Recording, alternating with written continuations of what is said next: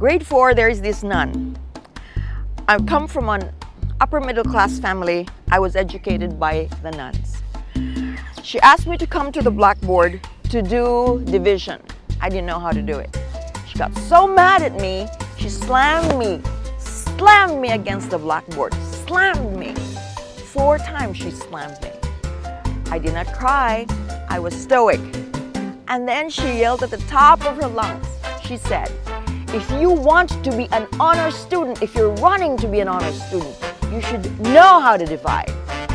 Then I thought, wow, do I know how to divide? Am I that smart to be an honor student? That was a change in my life.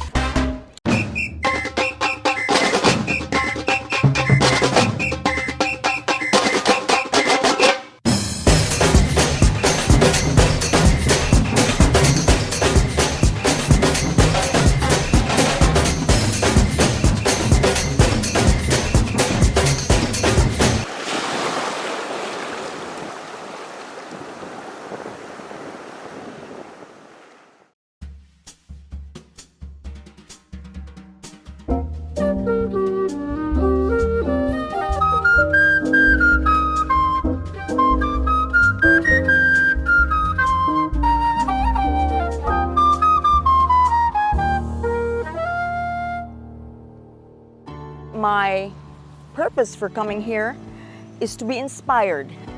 I want to be inspired, and I would like to speak to you from the heart.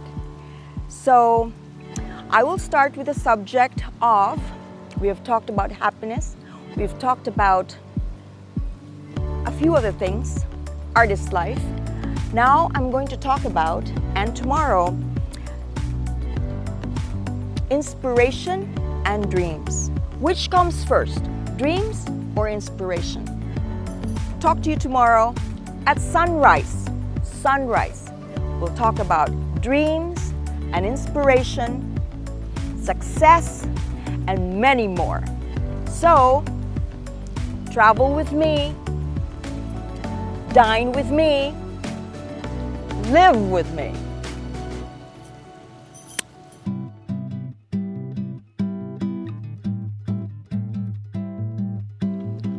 What you hear from me, by the way, what you hear from me is extemporaneous. What you hear from me is not scripted. What you hear from me is fluid. What you hear from me is straight from the heart. So I woke up this morning very sleepy, and 5:30 in the morning, and my crew hadn't arrived yet. My crew of 2, my beautiful crew of 2, Valdir and Diosa. My cameraman, talented, and his wife, Diosa, beautiful, equally talented photographer. So I'm already awake now, so I'm just gonna continue to talk in my pajamas. So I wanted to talk about dreams and inspiration. Why dreams and inspiration? Dreams and inspiration because it is what catapults your life. Not quite yet. So what starts first? Does it start with a dream, or does it start with an inspiration?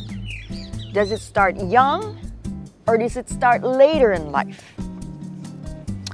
When I was a little girl, I was a dreamer. I didn't know I was a dreamer. I was very young. I would always be punished by the nuns because I was always daydreaming, or I was talking. I loved to talk to my classmate. And I would be put to the back. I would be have a timeout, as they call it in the US. I would be put to the back in punishment. And it's true, I was always dreaming. However, I never really knew that I was a smart kid. I was just like dreaming all the time. At grade 2, in the Philippines, we were taught to read by memory. In the US, you're taught to read by phonetics, by sound. I figured it out myself. On 2nd grade, the word was supposed, S-U-P-P-O-S-E-D. So I started to just pronounce it. I said, I figured it out, supposed. And because of that, I started to know how to read, and I just knew how to read. Yet I was a dreamer until grade 4. Grade 4, there is this nun. I come from an upper middle class family. I was educated by the nuns. She asked me to come to the blackboard to do division. I didn't know how to do it.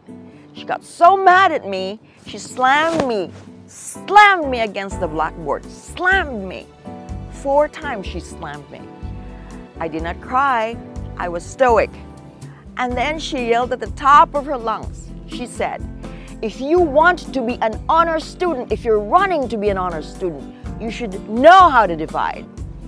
Then I thought, wow, do I know how to divide? Am I that smart to be an honor student? That was a change in my life. In our lives, we go through what I call epiphanies. Epiphanies are awakenings. And these epiphanies, if you notice them, if you take note of what they have to say, will change your life. In life, as I had said in my earlier talk, our lives are 2 paths. Some people believe this, a lot of people don't, but I believe it. Come in 2 parallels. In fact, movies come out now that our lives are in several parallels, different worlds. Well, I just say 2. We are running on 2 parallels, and you may be on the left parallel of your life, and you go on with life. And at a certain point, it will meet. That point, 2 points of your life will meet. And at that point, you are to make a choice. You are given the chance, the important chance of making a choice. And it is important to make the choice that is best for you. Because that point in life, when you make the choice, it could either make you or break you. You can become successful or you can become a nothing. You will have that beautiful family life that you dream of because it was always your dream, or you will have a very sad, fractured family life. You have to embrace what your God-given gifts are. You have to recognize them as well as recognize your weaknesses, because only then can you be the biggest version of yourself, the greatest version of yourself, now or later, and be a contribution to the world. I always talk about contribution to the world.